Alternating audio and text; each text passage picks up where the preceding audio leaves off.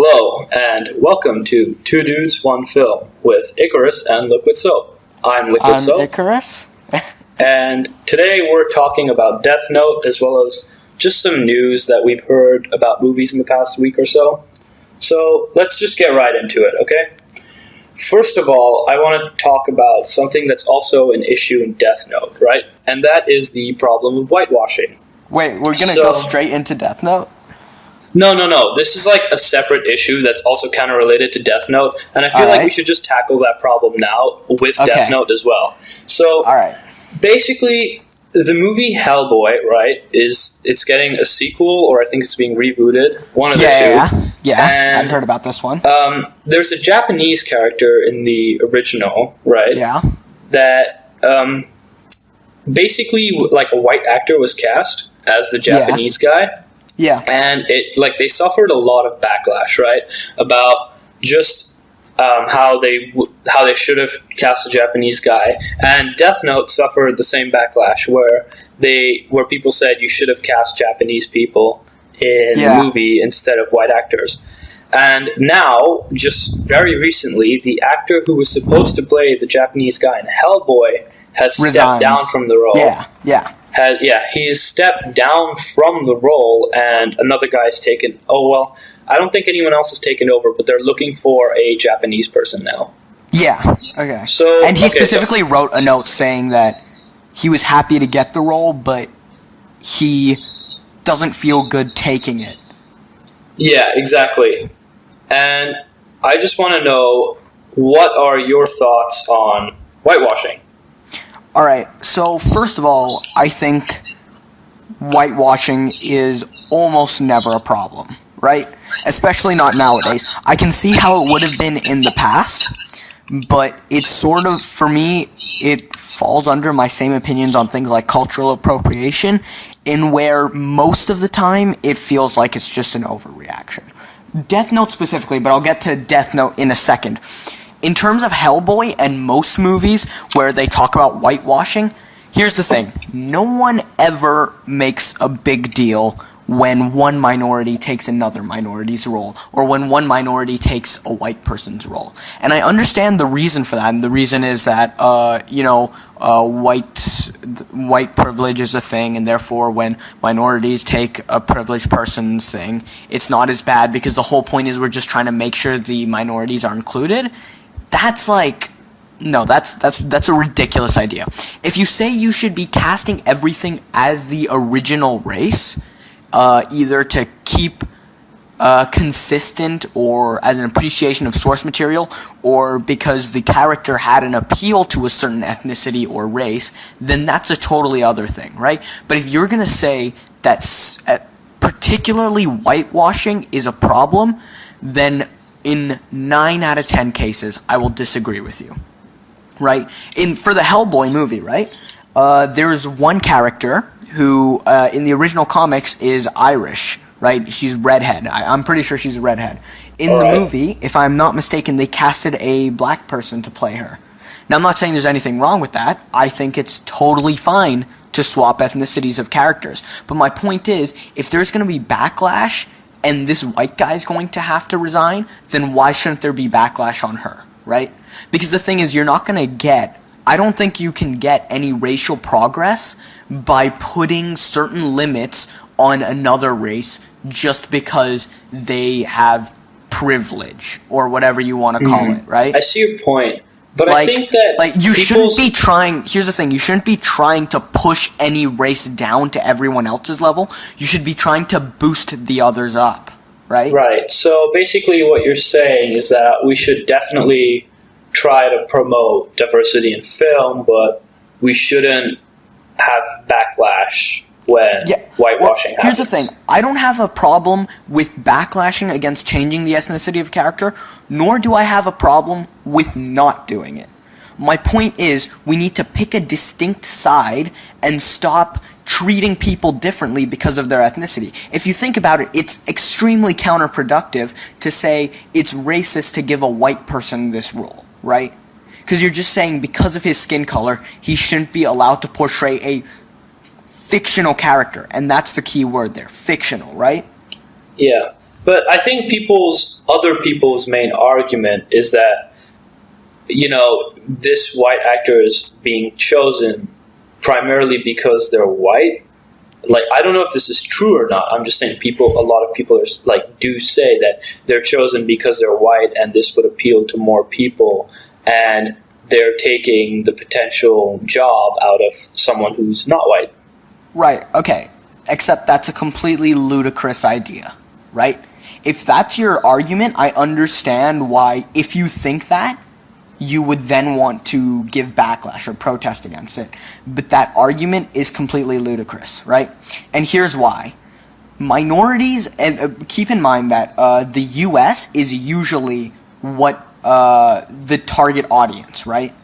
When studios are talking about their target audiences, they're talking about the demographics within the U.S., right? Yes, that's true. And if it's not the U.S., then they make it pretty obvious. Yeah. All right? And so let's put it like this. The population in the U.S., sure, you can say whatever you want about white privilege, but they have a massive black population, a massive Asian population, and a massive Indian and Pakistani or brown population, whatever you want to call it, right? Mm-hmm. Yes. Southeast, whatever. South Asian, there we go. They have a massive South Asian population, right? So if it was really about trying to hit popularity, right? Okay, one thing we need to keep in mind, right, is these are massive organizations. They don't care about race. They don't care about gender. They care about minimizing cost and maximizing profit. That's true, yeah. Right? The reason they would, in the case of like when they would pay a woman less and you say that's sexist, the reason they're doing it isn't because they're a woman, they deserve less. It's because they're a woman, we can get away with it. And this increases our profit margin. And now they're paying women equally, more and more because they've realized that they can't get away with it. Exactly. And then that costs them more, right? They don't care about equality. They don't care about all this stuff. They don't, it's not even they don't care about equality. They don't care about not equality, right? They just care about the money. This is why I'm actually slightly surprised with just the decisions being made on Netflix's part with Death Note. I feel like at this point, studios would have realized that they are going to suffer backlash if they don't do the right thing. Well, not the right thing, but, I'm not saying what it should be this or it should be that. I'm just saying, did no one at Netflix see this coming? I mean, here's what I think. Because I wanted to get onto Death Note after Hellboy. Can we just finish talking about that or like general whitewashing? Because I do want to talk about. Yeah. All right. Cool. So, no problem. I just think it's a ludicrous idea to say that the reason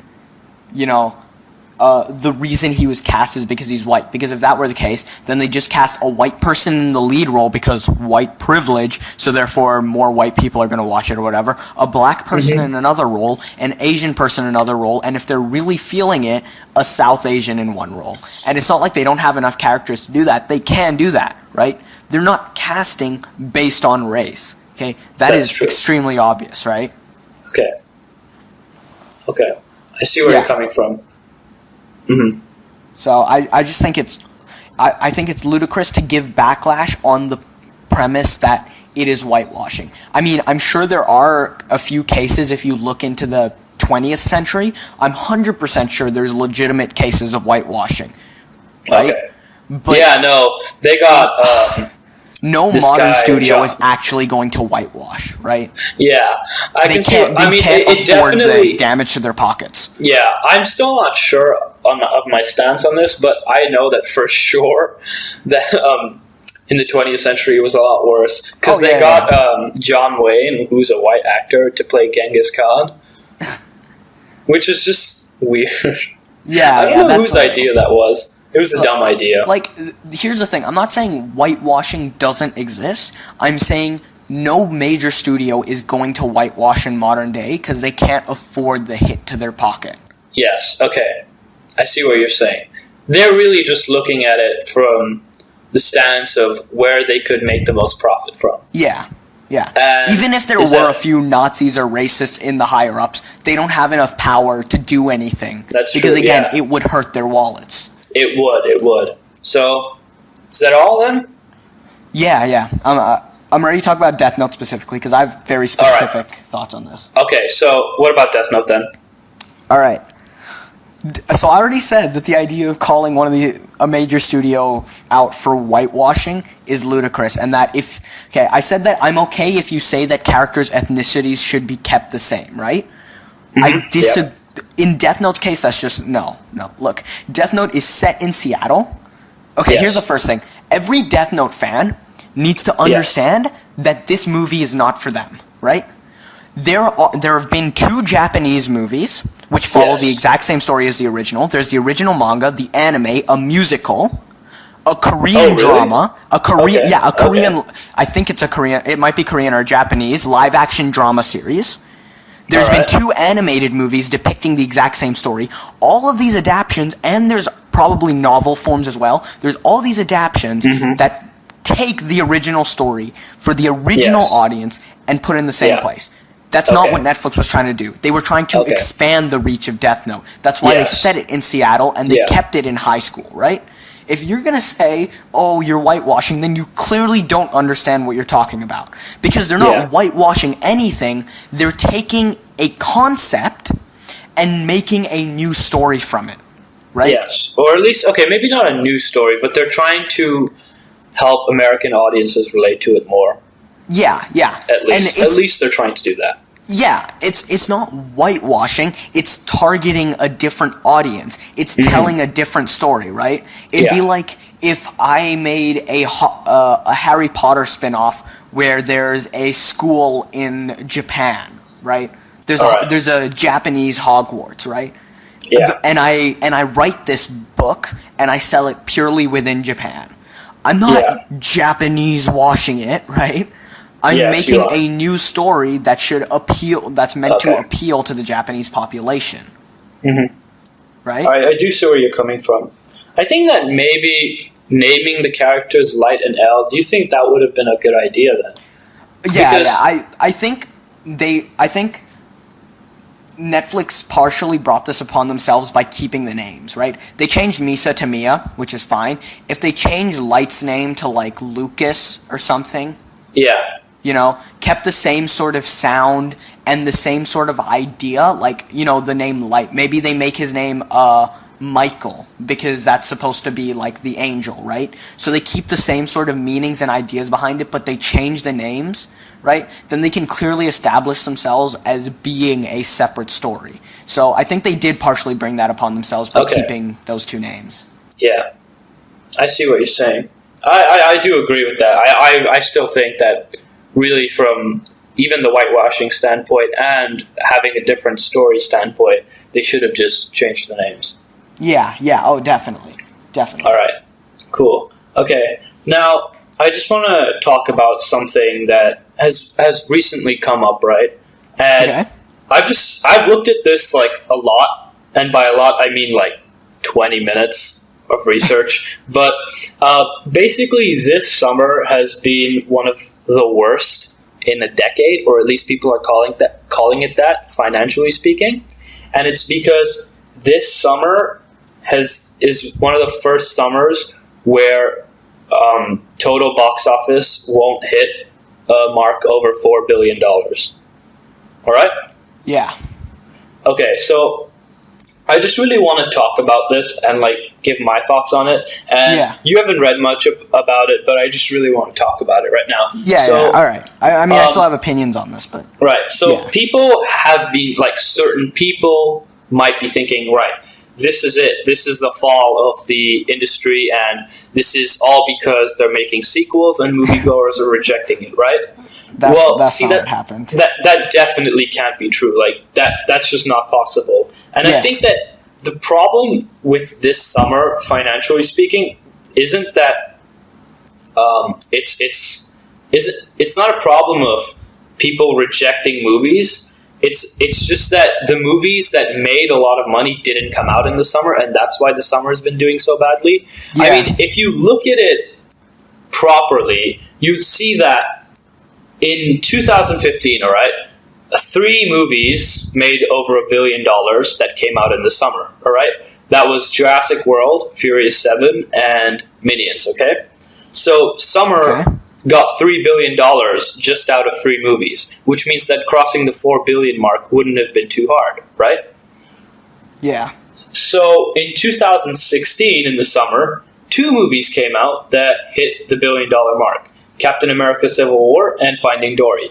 So you have 2 movies getting you half of 4 billion, which means that it still wouldn't be impossible to do that, to hit the 4 billion mark, right? Yeah. Okay, and just another thing about 2016, right? The top 5 spots on the highest grossing films of that year all came from Disney. What? Really? Yeah. So are you counting Marvel movies in that? Yeah. Okay. Because they made the money off of the Marvel movies mainly. So they made, I think, 4 of the top 5 movies were all $1 billion movies or more. All right.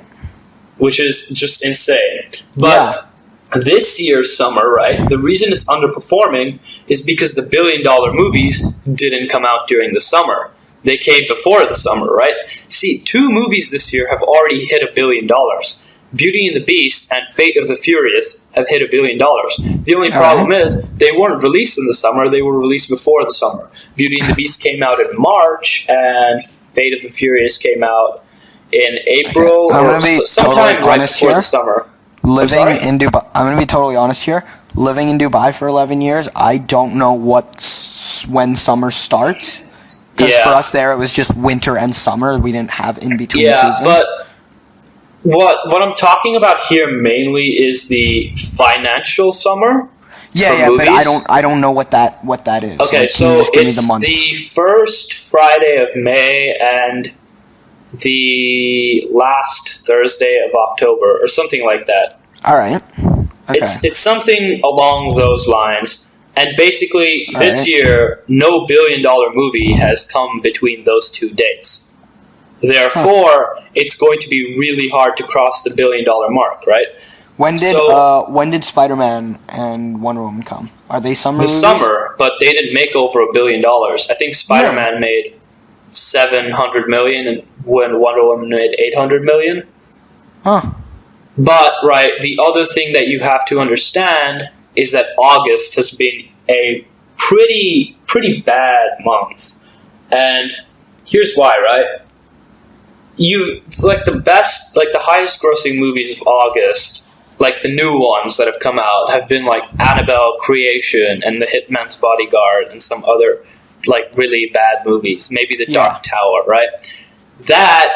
Those movies probably didn't break 200 million. So you obviously can't expect a good summer with an August lineup like this. But overall, the summer this year has just been kind of dry of massive blockbusters. Yeah, but that doesn't mean that people are rejecting it. Just bad movies are coming out. But overall, the $1 billion movies not even necessarily bad movies, just not the kind of movies that attract the massive crowds, you know? Yes, exactly. Yeah. But that doesn't mean that this entire year has been bad for movies, financially speaking, because you still have Justice League and Star Wars Episode 8 that are going to come out. Honestly, I'm betting if every other movie this year did badly, Star Wars 8 could come out and still redeem the year. Yes, exactly. That movie's going to grow so high. So Star Wars 7 made $2 billion, right? Yeah. Okay. Now, the trend with the Star Wars movies is usually that the first one in each set of 3 movies usually does the best, and then it drops a little, and then it drops a little again, right? Okay. So even a pessimistic estimate of The Last Jedi's total box office gross is going to be 1.5 billion, right? Which is and an obscene. Optimistic could be 2.2, 2.3 billion. Yeah. All right. Wow. That's Justice League. I'm expecting minimum 800 million, and that's like a flop for Justice League, right? Yeah. If Justice League doesn't break $1 billion, it's flopped. Yeah, and it'll be a huge surprise to everyone, right? So what you're seeing here isn't necessarily a bad year. You're just seeing a summer where no $1 billion movies were made, Yeah. And the movies that were supposed to make... And the thing is, they're not billion-dollar expected movies either. The studios who made these aren't... Yeah. They're not expecting to make $1 billion summer, back. financially speaking, perhaps it hasn't been doing the best, because movies like The Mummy with Tom Cruise in it, and Valerian, and The Dark Tower, those movies... Were these actually... Dark Tower, maybe, but was Valerian and... Yeah, Valerian was a high-budget production. That definitely... Did they really think they were going to make much money off that? And the Mummy? Like... I don't know. Did the execs actually think that was going to drag in an audience? Because if so, there's just a huge disconnect here. Yeah, see, that's the problem, the disconnect. And I think that this summer has just had a disconnect with its audience. But the year as a whole, financially speaking, probably won't. Yeah. All right. Cool. In terms of the movies that came out, the quality, I'm very happy with the quality. Yeah. All right. I love good. Baby Driver is instantly one of my top 5 favorite movies after I saw it the first time, and solidified there after I saw it a second time. All right. Atomic Blonde is definitely in my top 20 at least. At least for action, it would be, and you would appreciate everything. Movie. Yeah. And you still have to account for the next Marvel movie coming out this year again, which is Thor in November, and that looks from the trailer really good. Yeah, and again, the Stephen King adaptation, which has been getting a lot of hype, So you can expect it to do really well at the box office. Again, these two movies, $500 million.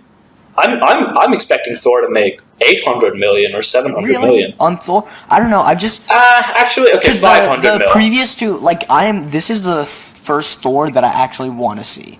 Yes, that's the thing. And I'm hoping I saw on the plane, and 2 I didn't even bother to watch. But 3 is looking good. Yes. But I don't know if it'll make much just because people haven't been that interested in the last 2. I think that they're trying really hard with their marketing to ensure that they're trying to change people's perspective on Thor. Oh yeah. You can tell just from the sound and the color palette in the trailer. Oh yes, they're trying to bring in a completely different audience. Yeah, Thor movies were really bland and all that. Yeah. So, all right, now we haven't done too much news, and I think this episode will be relatively short compared to our others. But on the topic of Death Note again, right? As an anime adaptation, so you've seen Dragon Ball Z, Dragon Ball Evolution, right? Please don't remind me of that. That actually gives me PTSD. You've seen The Last Airbender. No, I didn't even watch it. I just watched the trailer. What? Oh, okay. Then everything kind of falls apart. It really doesn't.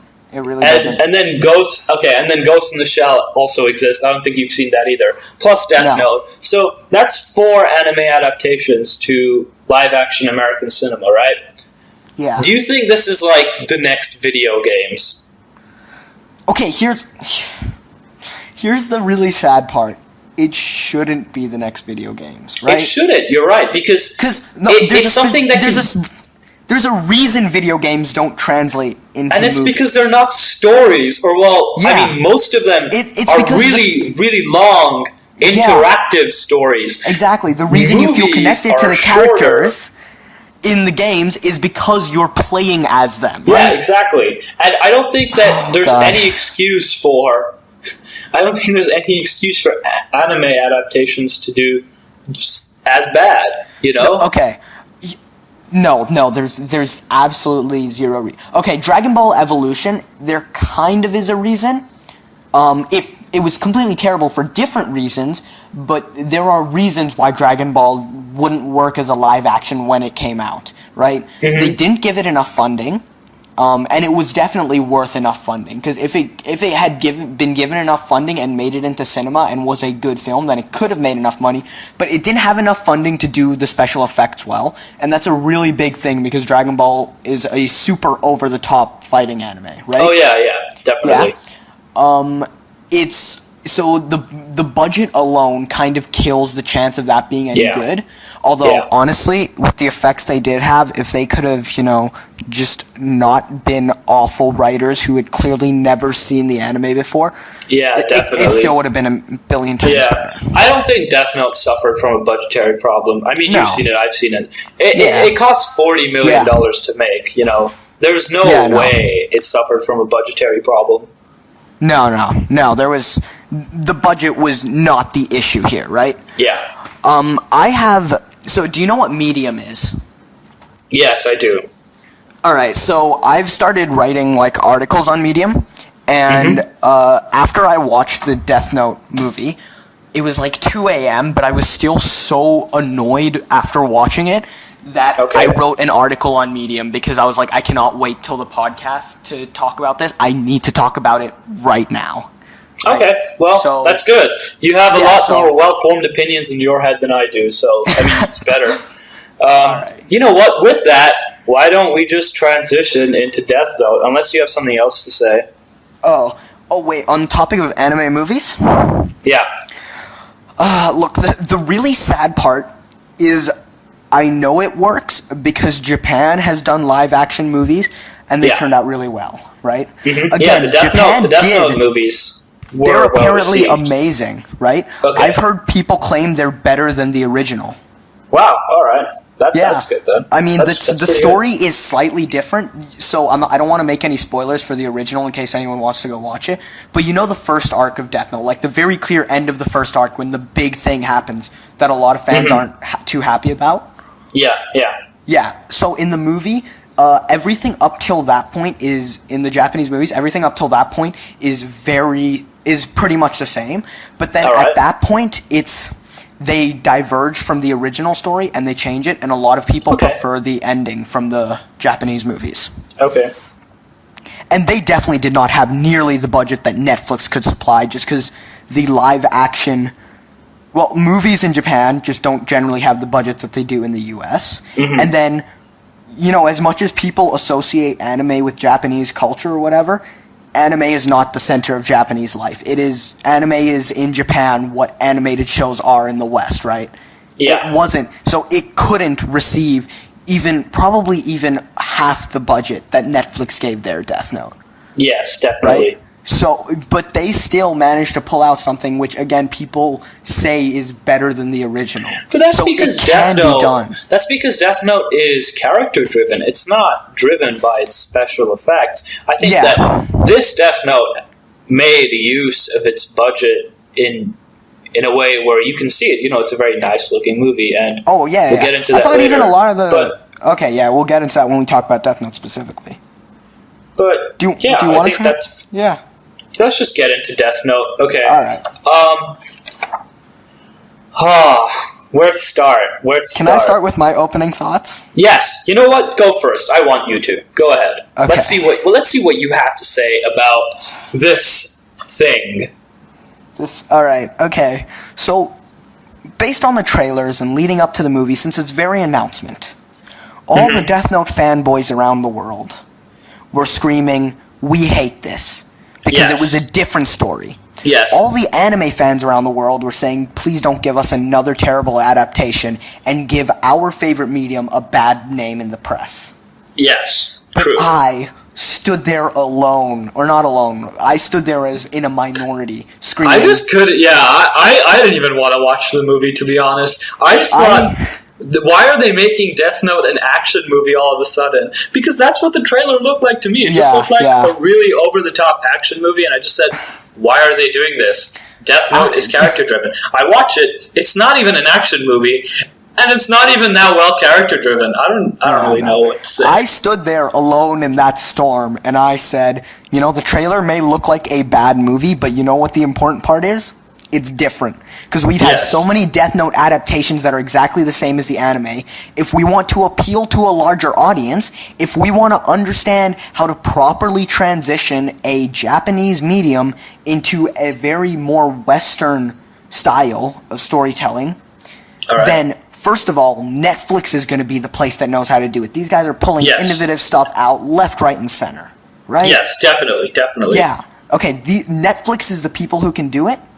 And this could still be good. Maybe it's just a trailer that they're making it look action-y to bring people in. Who cares whether the trailer is good or not? The point is that the trailer is showing that they're trying to do something that's different from the original. Yes, definitely. So they understand they can't use the original.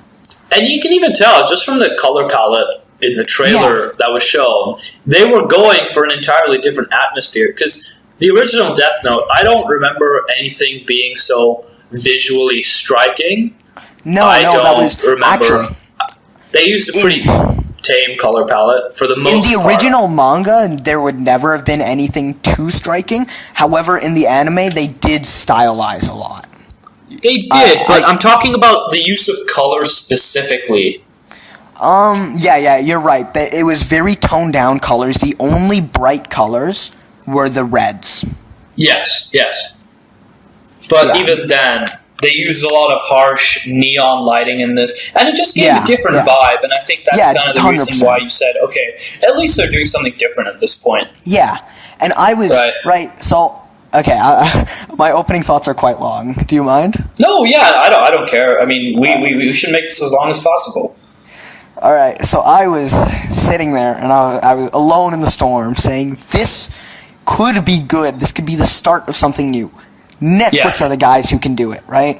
Mm-hmm. And then I start watching the movie. In the first 15 seconds, I mean, the title scene for Death Note was okay, but the slow-mo shot, I was like, oh, God. See, I thought that was fine. I don't know. That was fine. I was like, okay, don't disappoint me, movie. Yeah, no. And then I got 5 minutes in, and I was like, they messed up. They don't know what they're doing. No, you know what really just solidified it for me? The title card. What were they doing? Oh my God! What was that? What was that? No, wait. They used. It's like someone cut the words Death Note into like a piece of paper and then put a disco light behind it and just said, okay, to be fair, in the original anime opening, they do flash a lot of colors on the Death Note title. Yeah, but what was this? It was just weird. This was weird. To be like the original anime opening was like the metal, right? That was metal was the second one. The original one was whatever. Like that's the one that one that I remember more is the metal, and that was just so batshit insane that I didn't care about what colors they used. This was just weird, you know. This weird disco light that didn't seem right at all, didn't fit the tone of the movie in any way. Just placed behind the word Death Note. And I said, you know what? That doesn't work. This movie doesn't I understand that they were trying to reference the very original opening for Death Note, but they just didn't pull it off right. They failed. Yes, they failed to do that. Right. Yeah. And I also want to talk about the opening sequence is the first time in the movie that you see the use of a diagonal shot where the shot isn't completely straight, right? You noticed that? Okay. I have a problem with this. Okay, use a diagonal shot. I think it's really cool. Why? Because it establishes a sense of something not being quite right. You know? All right, yeah. They use the diagonal shot very well in a bunch of scenes. And now we're going to get into spoilers for Death Note for sure. So if you don't want to listen to this, you should probably just stop now. But the original scene with Anthony Scomo, right? Okay, who's Anthony Scomo? They use... the guy that killed Light's mom, and then Light killed him. Okay, yeah. Right. They used the diagonal shot in that to just establish where the restaurant, right? And it was zooming in, and that was one of the places in the movie where it was really well used, right? Because it just you knew that something wasn't right, and someone was under the influence of something that wasn't natural, right? And they do it in the death scenes, and I think it works really well, right? Yeah. There's another part of the movie, right, where all the FBI agents are killed, and I think that was also done really well, right? Because the way the camera moved, it was just odd. It didn't feel right. It felt like something was controlling the camera, and that's kind of what it's supposed to be. Why? Yeah. Because these people are under the control of the Note. You're supposed to feel that way. And I was like, yes, this is really good. Unfortunately, they use the diagonal shot for pretty much everything. They use the diagonal shot when they're opening in the school. They use the diagonal shot in random conversations. There's a point where they could have used the diagonal shot perfectly, but they didn't. And here's when, right? They're in the detention room, okay? And Light's talking to his teacher, right? And I'm like, yep, this is probably the bit where he's going to meet Ryuk. And it was the bit where he was going to meet Ryuk, right? Yeah. And they used the diagonal shot for no reason, right? Just Light and the teacher. And I said, wow, you completely messed up. There's an apple on his desk. If you just had the only diagonal shot in the scene with Light, the apple on his desk, and the teacher, the apple would obviously signify that something isn't right. But no! You cut the apple out of the shot, and you just made it look like every other diagonal shot in the movie. This is my problem with it. You lose its effect if you keep using it. Don't do that. They used the diagonal shot like 100 times in this movie, and it only should be used like 20 times, and it made me really mad because they had such a good stylistic device. It was simple, and it made sense, and you could establish that something was wrong with it. But no, let's just use it for every conversation we have. That's something that makes complete sense. I mean, why would you do that? Why would you do that? It doesn't make any sense whatsoever. I'm really mad at that. So I wanted to wait for you to finish what you were saying before saying this, but now it's a little late. So I was going to say, before we tear into it, let's talk about what was good about it. Because I think there were some things. What was good? Okay, what was good was the use of the diagonal shot in the death scenes. That was really good. The other thing, I want to give appreciation to the way every death scene was shot, apart from the first one where that bully dies. Yeah, that one was terrible. That was like that one was just quick cut. It didn't feel right because every other death scene felt slow and weird, and the way the camera moved was in a very stylistic way. There's this one shot that I really like, right, where the camera sort of swings while the FBI agents are walking from the street to the building. It pans and it turns upside down, right? Yeah, and I think that's awesome. There's another bit where the dude jumps off the building and the camera starts to twist in a really weird way. Again, really well done. You're conveying something really cool here, and I like it. I'm a fan of it. Yeah. You know? I gotta give appreciation to that specifically. Too bad they ruined it, but I still gotta appreciate it. I also want to say that the way they changed they changed all the characters in this very drastically, right? These are not the characters you know. But specifically the changes they made to Misa, or in this version Mia, I think were really good. In the original anime, you know what Misa is annoying and she's not that important, or she's important, but she's annoying and she doesn't have much personality. In this, she's proactive. She plays like a Macbeth role, you know? Yes, and I just want to say one more thing. I think that what they've effectively done is removed Misa from the original Death Note, and they've split Light into two characters almost, right? Where Light Turner, right, has Light's admirable qualities, such as his sense of justice and his will to do something good for the world. While Mia has everything that Light did to Misa, which was manipulate her, because a lot of times Light does use Misa, right, in the original. That's all he ever does with her. Yeah, that's all he ever does, exactly. And that's what Mia does to Light in this. And I felt like that was a refreshing change, because Misa was funny, but sometimes she kind of ruined it. Yeah, the Mia in this is her own separate character, right? Yes. And she is very much like they split Light into two characters, and I really like that, right? She takes on all the narcissistic qualities and all the godly ideas that came with Light, right? Okay, yeah, while definitely. Light Turner takes on, in the anime, I don't want to give... no, I'm not even going to say it because I don't want to give spoilers. All right, but okay, cool. He takes on the qualities that Light had before getting his hands on Death Note, right? Exactly. Yeah. And now, I thought that was really... One thing I want to say is that part of the reason I was so disappointed by this movie is because there is so much in it that makes me say a lot of the writers in here knew what they needed to do, but someone high up screwed up, right? And I'll get into that more later, and I talk a lot about that. Well, we don't know the exact intricacy of I don't know the exact intricacy, but something what went kind wrong of with went it, wrong. I have my own theory of what went wrong and what was the spawn of 90% of the problems. Mm-hmm. I can talk about that later if you prefer. Yeah, perhaps, because we're still on the good stuff right now. I still have a couple of things to say. Yeah. So, another thing I have to say is Ryuk's voice acting was quite good. Oh, yeah. Again, okay, that was I think it was better. It was on par, at least, with the original, if not better. With the English dub anime, yeah. Yeah, I don't know what the Japanese ones sound like, so I can't really compare it, but it was definitely on par with the English. But definitely with the English dub. And I know for a fact that the original voice actor from the English dub was very happy with the casting decision of Willem Dafoe for this one. So, all right, that's good. Next thing, I wanna give props to the actor for Mia and the actor for L.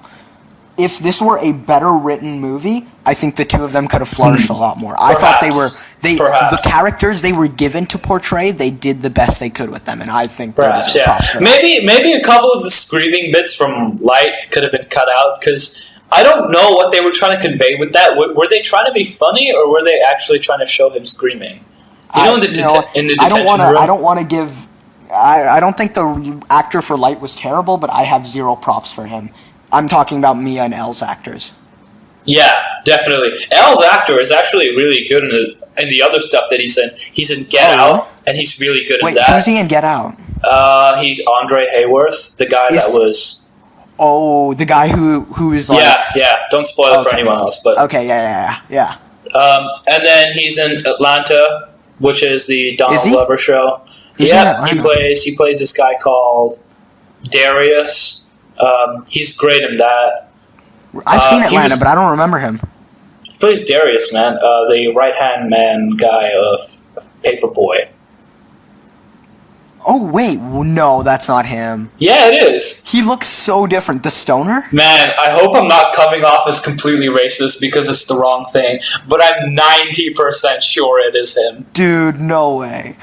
You're talking about the stoner. Yeah, it is him. Are you serious? I'm 90% sure it is. All right, hold on. I'm checking. I'm looking this up right now. He's good in Dope as well. He was good in Dope. He's a pretty promising actor, I gotta say, and I'm really happy with his performance in this. What's the name of the guy who played Keith Stanfield? Yeah, you're right. It is him. Okay, so I'm just really happy with Al's character, and I don't know it's because of the way he was written or the acting or both, but I think it's because, to me, one of the only interesting plot lines in this movie was Wateri's character and how he was going, because I'd never seen anything like that from the original, and one of the only original plot lines for me was Wateri's character and the fact that he was going to do something that I hadn't seen coming, and that was directly related to L, and so L's sort of L's sadness at the death of Wateri was definitely something that was interesting for me, because the rest of this movie for me wasn't tense at all. The tension didn't build up. See, the reason I love the original is because of the opening. Now, I like the whole anime as a whole. I think it's good, but my favorite bits are from the start. You know, the initial episodes, the potato chip scene. Oh my god! The bit where Light really, really smartly plans out exactly how he's going to hide the Death Note, and there's so many close calls. That doesn't happen in this movie. There's no real close calls. It's just, okay, L is getting closer, and now he's closer, and now he's closer, and now he's just got him. That's it. He knows it's him. While in the original, L, there's that tennis match scene, which really builds up the tension with L and Light. Right? Yeah. And that was one of the most amazing scenes in the whole show, and I loved it. But nothing like that was ever recreated in this. They might have tried, but they completely failed. And that's what really made me mad, was you're working with a really short runtime here, And I know it's... That's actually what I was just about to get into, the runtime, yeah. Their short runtime doesn't allow for what made the original so good, right? The original was great because of the fact that it was cat and mouse, right? Yeah. This can't achieve that no matter how hard it tries because it simply doesn't have the time to do it. There's too much stuff going on for them to have a well-developed cat and mouse game going on. All right, yeah. You know, so I said in my Medium article that I think there's one specific problem here, right? That led to all the other problems, but you've actually slightly changed my opinion. So now I think there's two problems, or rather, two things that could have been better that could have fixed the whole thing, right? Mm-hmm. So basically, what the stance I've taken up until literally like 30 seconds ago is that what made Death Note amazing, right? What I think, or when you're adapting something, you change it as much as you want. What you want to keep is the core of what made it that thing. Yeah, and exactly. What I've always held to be the core of Death Note, and I still do, is the core interest and the main point of Death Note is a deconstruction of characters in relation to the Death Note. So the deconstruction within the original story is the sociopath Light, right? Yeah. You spend the opening of the series establishes Light as who he was before and immediately after gaining the Death Note. The majority of the series is him developing and changing as he gains this power, and he uses it in all these ways. And the finale, the very last episode, which is my favorite episode, is the deconstruction, where we see his character stripped of his power, stripped of his facade, and we see him for who he was on the inside. Yes. Right? And that's where the deconstruction is complete. Right? Right. So I don't necessarily think that you have to have the same characters in this movie, right? They can be completely different characters, right? But the point is you still need to establish, develop, and deconstruct. And and I think the problem is what they were focused on is plot twists, right? Oh yes, definitely. There's like 2 scenes of explanation in this movie as to what happened. One with Mia, and then the other one with what Light did in the computer room. Now, to be fair, I thought the twists were cool, but they shouldn't have been the focus of the movie, right? Yes. You know how I said that I think there's one major problem which led to all the others, right? Mm-hmm. What I think it was is I think someone high up said that the focus should be plot twists. Or something along those lines. That doesn't seem like something that's impossible. That seems like something that could have definitely happened in the movie. I'm going to blame it on the director just because I feel like it's the director's job to understand what he's trying to create and adapt, right? Yeah. And I feel like Adam Wingard, maybe he's an extremely talented person because there are some really cool looking scenes in this, right? He probably is an extremely talented person, but I feel like he missed the point of Death Note, right? All right. He missed. So I said you just changed my opinion. I no longer believe it's just the deconstruction. He missed the 2 points of Death Note, and if he had hit one of the 2, this would have been a good movie. This would have been better. Yeah. Yeah. Definitely. He missed the cat and mouse, and he missed the deconstruction of characters. Right? He missed both of those by miles. Other things like the other thematic ideas that are unrelated to characters, like what is justice or ideas of God, they're heavy in the anime, but they don't actually talk about them that much. So they're nice to sprinkle in, but they're not the main focus. The main focus should have been the cat and mouse or deconstructing the characters or both, right? But another thing about the problem is they didn't character- have a long enough time, right? Because like I said, you need to establish, develop, deconstruct. Yeah. Everything felt like it was rushed. I didn't have time to breathe between exposition and to learn and sit with the characters, if you get me. Yeah, okay. Another thing that I didn't like about this was the fact that I did not give a shit who was on top at any point in time. Did I care whether L was ahead of Light? No. Did I care whether Light was ahead of L? No. When L gets hit in the head and Light has the chance to escape, do I care? No. In the original, I sure as hell do, and my point of view changes from time to time. I think something that the original did very well was, say, on one hand, you have this guy here, Light, who's trying to do something good in the world, and everyone's just trying to stop him. And if he had free reign, none of the bad shit he did would ever happen. And so you should really root for him just to get rid of everyone. And there's this scene, and spoilers for the anime now, right? So there's a scene where L dies. I don't know who you were rooting for, but I was going for Light. I was really impressed by Light's intelligence in the scene. But in the other hand, right, when in the end, again, spoilers, when Light dies, I think he really deserves it. And see, my opinion of Light has changed. I don't care who does anything in this movie at any point in time.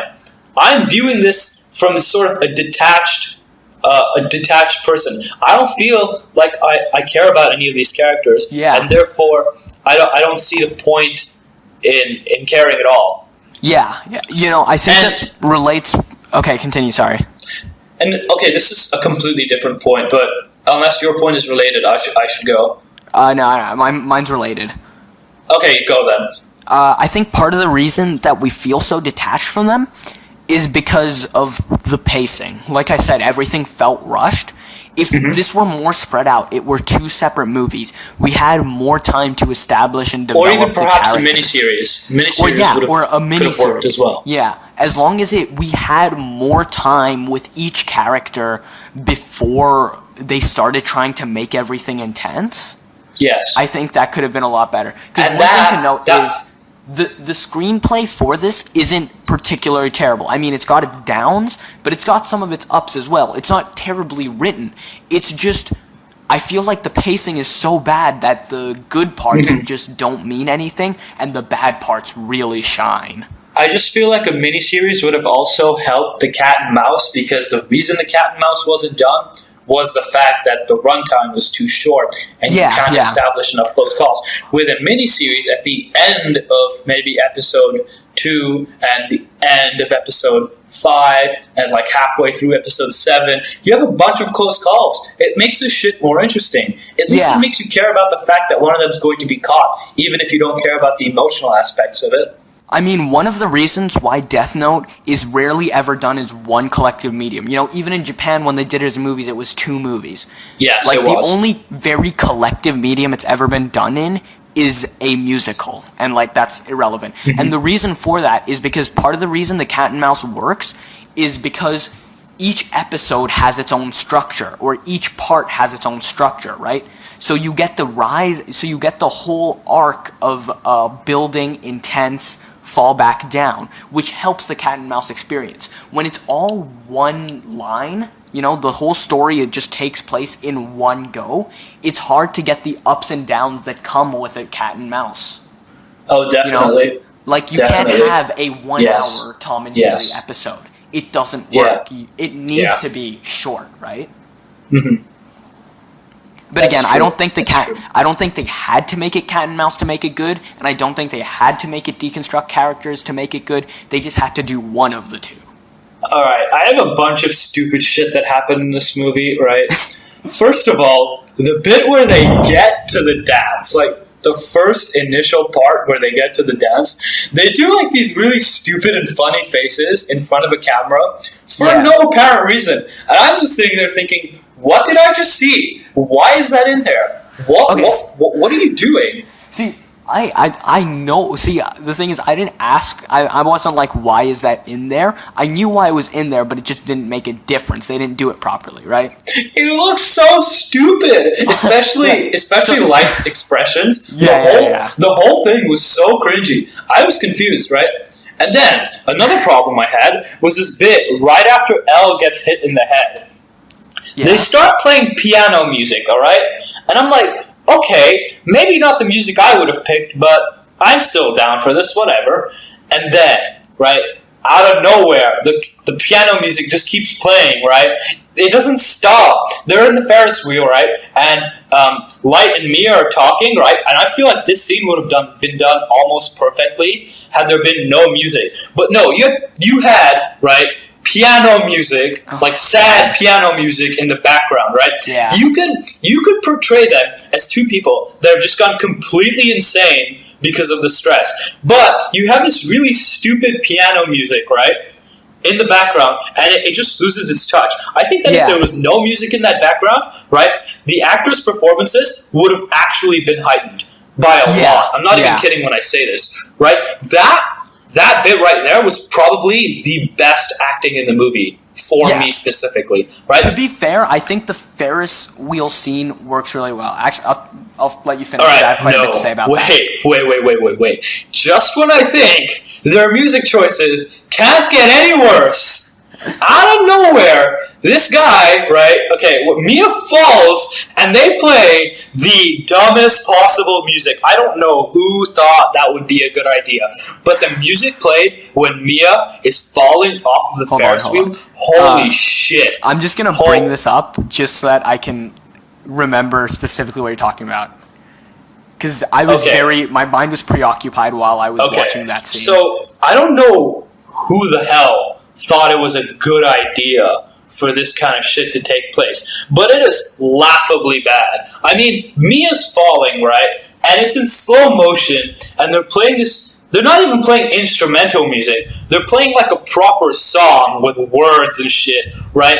And oh my god, I was just dumbfounded. You know what it reminded me of? I'm not even kidding. That shit could have been an SNL skit. I swear. The way it was filmed, the slow motion, and the incredibly cheesy music, everything about that makes it feel like a skit from a TV show made for funny skits. Nothing about that felt like a smart idea. Okay?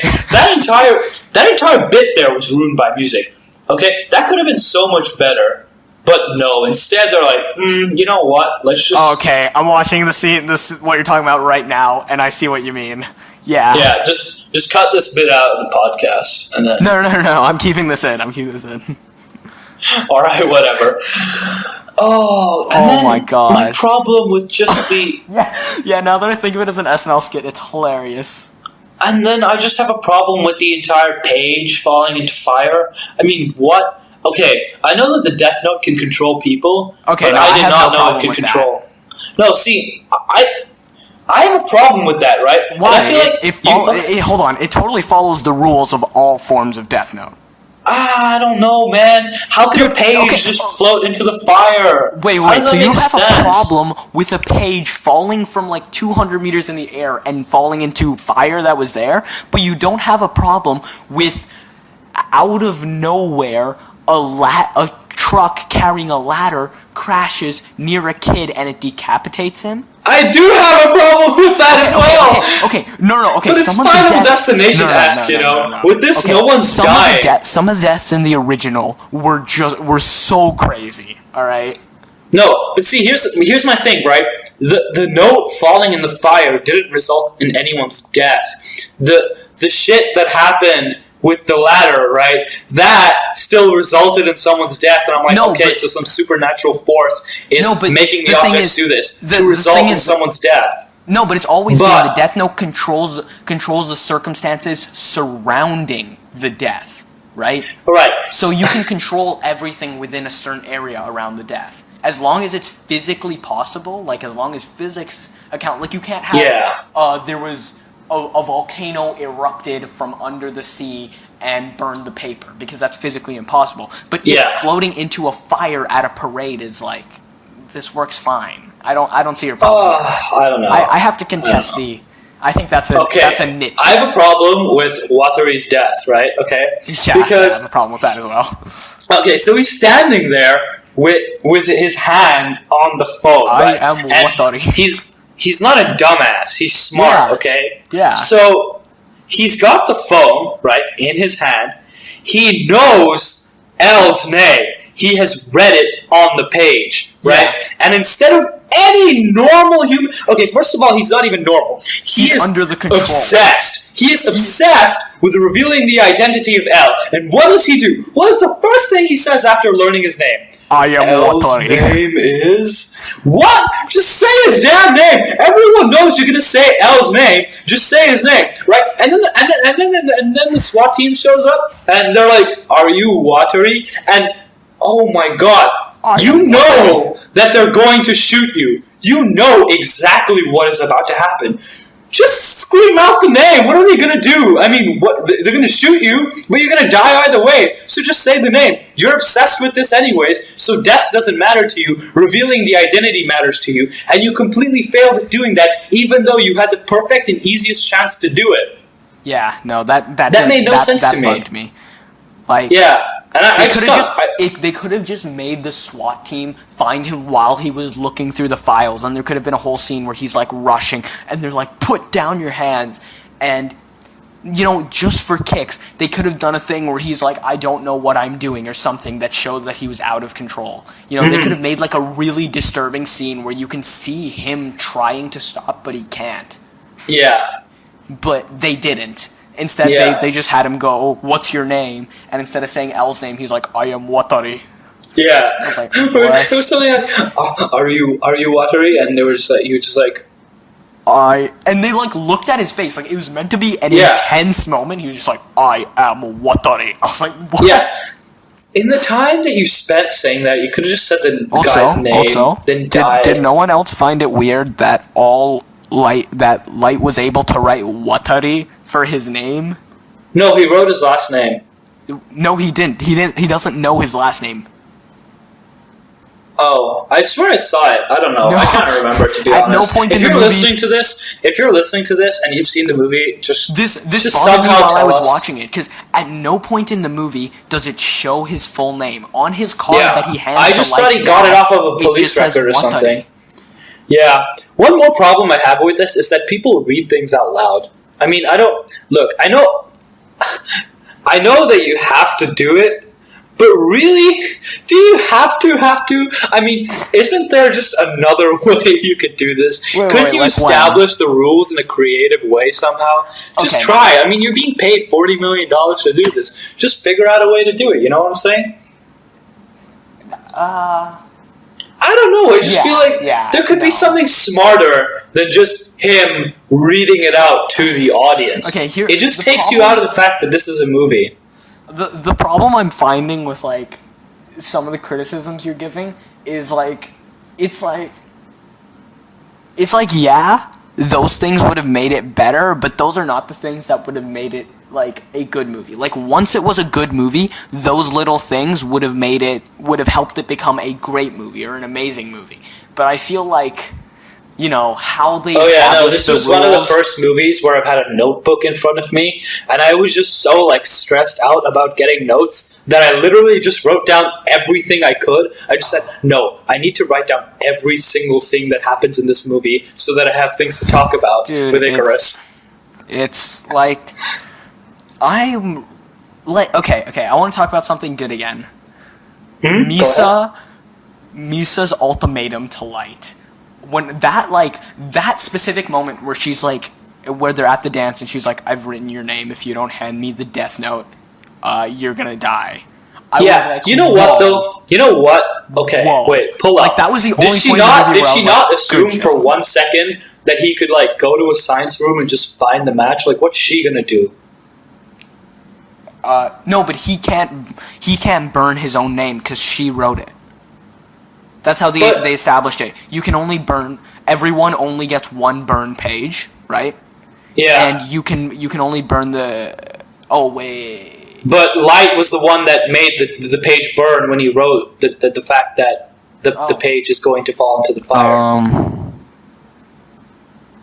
I feel like anyone could have burnt it at any point. And also, you're right. Also, right? She took Watari's page so that Light couldn't burn it. But she could have, right? I don't know. That doesn't seem to add up to me. Okay. Oh wait, hold on. Here's the thing, though.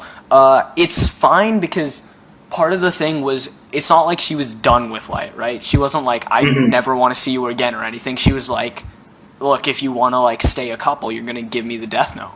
Right, but at that point, okay, but think about it this way. At that point, when he burns the page, he owes her nothing. He can do whatever he wants. He can be her boyfriend and have literally no impending death coming towards him. That that just seems to make more sense. Yeah, no, but if he does that, then she can just turn him in. Also, you know what really surprised me? The fact that the chase scene between Elle and Light was actually coherent. I don't know why, but I just expected it to be the most dumb shit that ever happened. So did I. But I'll be completely honest with you, it made sense apart from the fact that they literally just tried to throw... They kind of overacted, I think, because they just threw everything that came towards their hands up in the air. Like, he takes like a plate and he just throws it up into the air for no reason. And I'm just sitting there laughing, saying, why are you throwing this random plate in the air? I swear you could just run faster. The run scene was coherent, but this would have been a chance for them to explore, like, the battle of wits from the anime. Like, if they had moments... If they had moments, like, where they slowed down and the two of them, like, tried to be smart about something, you know? Mm-hmm. That would have been cool.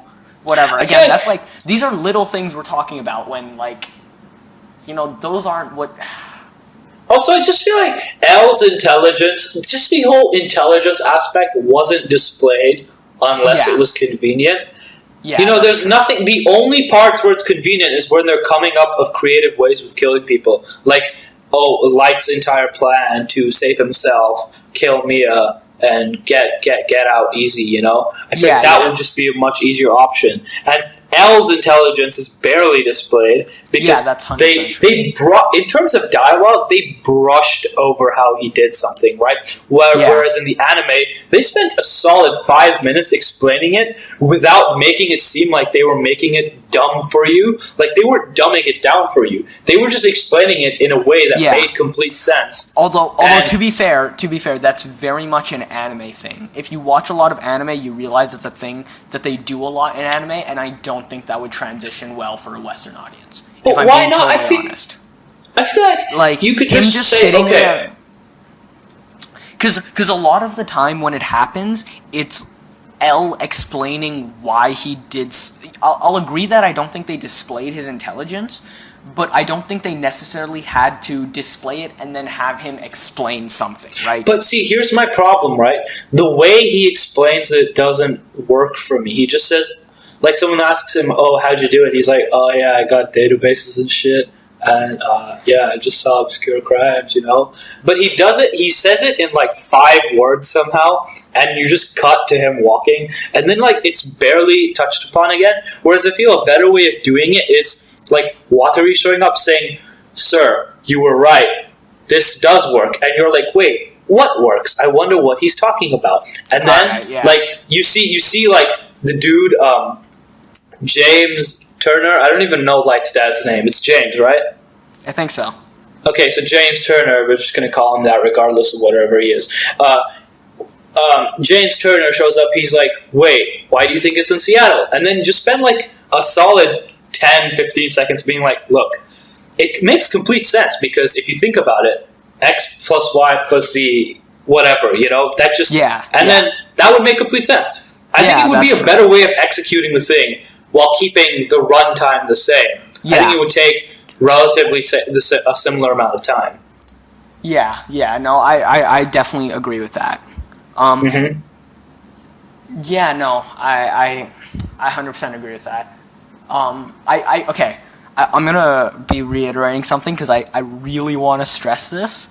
Yes. I thought the making Mia, like, proactive, where, like, even if we're like, okay, Light could have just burned the page, the decision to make Mia give him an ultimatum and, like, make Mia the sociopath and make Mia, like, you know, I'm gonna take over, you don't have the stomach for this, I thought was a really cool plot element, which I am so sad they just kind of brushed over, and the rest of the movie that surrounded this one point in time was so bad. That's cool. Because if the rest of the movie were good, and the build up to that twist was done well, and then you see her, like, if redeeming quality. If she was more like sociopathic, but like in really small ways throughout, and then we see her just snap at that moment and be like, you don't have the stomach. But I feel like they did try to establish that. They definitely did, but I just really weird. Again, I think pacing was an issue. I think they needed to spread it out longer and give more time to each of the characters separately. Then I feel like when we saw her snap, it would have been like, oh. Definitely. which is why, again, a mini-series would have probably been a better idea. You know what? I've been really tempted ever since I saw the movie to just rewrite the screenplay, like keep all the exact same plot points, keep the characters the same, but just rewrite the screenplay as a longer version or as something that's 2 movies, and just rewrite it this story but do it better, just to show that this I don't know if you could do that. I don't know if you, because I think you could try, but I think it's a hard job to write. Yeah, I'm sure it's hard to write, but I think the plot points were fine in it. Again, I think it's the focus of what they were trying to talk about, and I think they focused too much on the plot twists and not enough on the characters, and they paced it badly. And I think you can, I don't know, I feel like none of the creative decisions were bad. It wasn't it wasn't like their stylistic choices were good styles. They just used them in the wrong places. Their choices of the characters' personalities, I feel like, were good. The acting was fine. Yeah, the acting was fine. Making Elle a more emotional character, I think, works a lot better when you're giving it to a more wider, a more general and more Western audience. I think making Elle more emotional is a good option. You know, I think a lot of the creative decisions, making Mia proactive, gives you this whole other element to it, and makes it no longer a cat and mouse. It's like a cat, mouse, and a third thing, right? Yeah. You know, and then making Elle's dad, like, specific, like, but that point where he, like, attacks... Light's dad, where he, like, attacks Elle, you know? Yeah. Making the relationship between Elle and Light's dad more toxic, I think that's also a great option. Yeah, you know? but they didn't touch upon a lot of those things in enough detail for me to care. Yeah, that's the problem. I think a lot of the creative decisions were good decisions, just badly done. You know? I think the whole movie was one great idea that was terribly done. You know what? Even if you can't rewrite Death Note, one movie that we could have definitely written in a better way was War for the Planet of the Apes. Oh my god. Remember that? That was a very fun podcast, and I think we really established that we could have made the plot of that movie better. Hold on. You walked out of that movie saying you liked it. On the podcast, you were like, my opinion of it has gone down, but I still liked it. Yeah, no, I liked the movie, but I had so many problems with its plot and its writing. Remember we spent that entire time just talking about how stupid the whole thing was? Yeah. We could have definitely done it with War for the Planet of the Apes, but we didn't. The thing about Death Note is that there's probably just as many, if not more, things about it.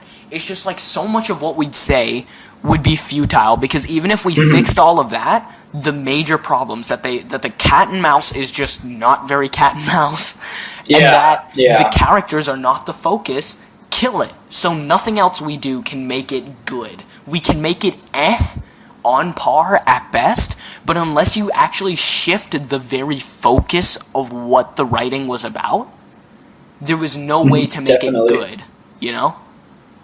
And I think they could have shifted the focus with the plot they had, but it would have required a much longer total runtime. I think a really good way to provide an analogy for this is kind of like a cat and mouse. For a good way to do it is kind of like a cat and mouse. So when you're watching a nature documentary and you're looking at all these sort of this wolf pack hunt an animal that's prey, right? There's a lot of times when the wolf pack just brushes past, right? And I cared more about a nature documentary than I did about this movie because of the fact that a nature documentary makes me care about an animal in the jungle. Yeah. And I feel like that was something that I didn't like. Again, I'm just repeating myself now, so I think we should just give our final thoughts on this. Just to focus on that just for a second longer, you know, the brush with death, the brush with getting caught is so relatable that on its own builds character. It really is an exhilarating feeling. Even if the characters themselves were written just the way they were now, but you introduce the cat and mouse element, we would feel more connected to them just because of their brushes with getting caught. We'd feel more connected to Elle just because of how close he was to getting them, you know? Yeah. Yeah. Like, Elle That's doesn't true. have that much personality in the anime when you really think Yeah. about it. You know? I But swear, we even feel just so giving it much- from Elle's perspective would have been a better idea. Yeah. You know that's what? Oh, true. you know what would have been smart? If, like, we zoom into Elle's face, and then, like, out of nowhere, like, this, like, rod comes and, like, hits him on the head, and, like, the camera follows him, and, like, as his face hits the ground, and then you can just hear this conversation while Elle is trying so hard to get up, but he just can't because he's rendered useless, and you can just hear this conversation while he slips out of consciousness, and then it just cuts and to light running, and then Elle Yeah. wakes up a bit later. I mean, I think that would have been a perhaps better way if you to put do that in the middle of the movie that it is at the moment, it would be a little out of place and weird. But if that were like, you know, if it were very much focused on Elle's perspective, then things like that would work, you know? Yes, it definitely would. But again, I still think none of this solves the main issues that they just missed the core of what Yes. Death yes. Note was all All about right, and what so made it I think good. we should get into our final thoughts now. All right. Okay, you go first. Rate it. Give it a creative rating if you don't want to give it a number. But I wish you would give this one a number at least. No, I refuse to give it a number. All right. Whether you're a Death Note fan or not, don't watch this. Just rewatch the original anime or the live-action Japanese movies. Yeah, or but- the musical, which I had no idea about. That seems Part of cool my as well. closing thought, right? This movie may be terrible, but it's not terrible because it's different. It's terrible because it's badly done. The differences are definitely. good. They're just executed badly.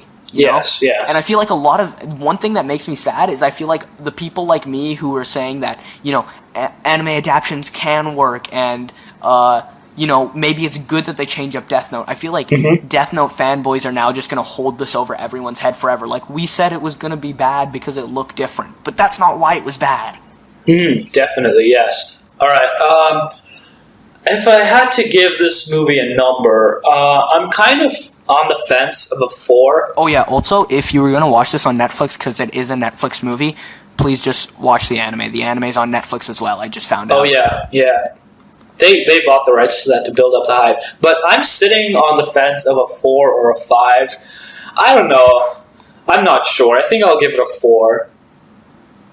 I think a 4 is fair. I think there's a lot of... Just because I didn't care. You know, I didn't care. And it's just sad to see... It's just sad for me not to care about something like this when I cared so much about what it originally was. And I feel like I'm missing out on so much that could have been done right, but it just wasn't. And I really don't want to compare it to the original. I want to hold it. You know, I want to see it as an individual film, but even then, at It's certain just times, bad. what made the original, what made the film interesting was the fact that it was based on the original Death Note. Yeah. I'm not even kidding, right? And for that reason, I think for me it's 4. Maybe my opinion will change over time. Maybe I'll become a little more forgiving or less forgiving. I have no idea. You know, that's the thing. If it were like a good standalone movie, I feel like a lot of people wouldn't like it just because they'd compare it to the original. We shouldn't be comparing it to the original. It's just bad in its own right. Yeah, I think that's the final thing, really. Also, right, you know, someone actually, you know, yourmoviesucks.org? Yeah. Yeah, he gave it a 1 out of 10. Wow. Honestly, okay, if I were like talking about how it treats the legacy of Death Note, it kind of deserves it. Like, it just kind of tarnishes everything Death Note is. Fair play. All right, and I think with that, as a movie in its own right, it's probably just like a 4 or a 5, maybe. Cool. Even. I think we can end it at that then. Yeah. All right, see you till next time then. Yeah. Bye. Bye.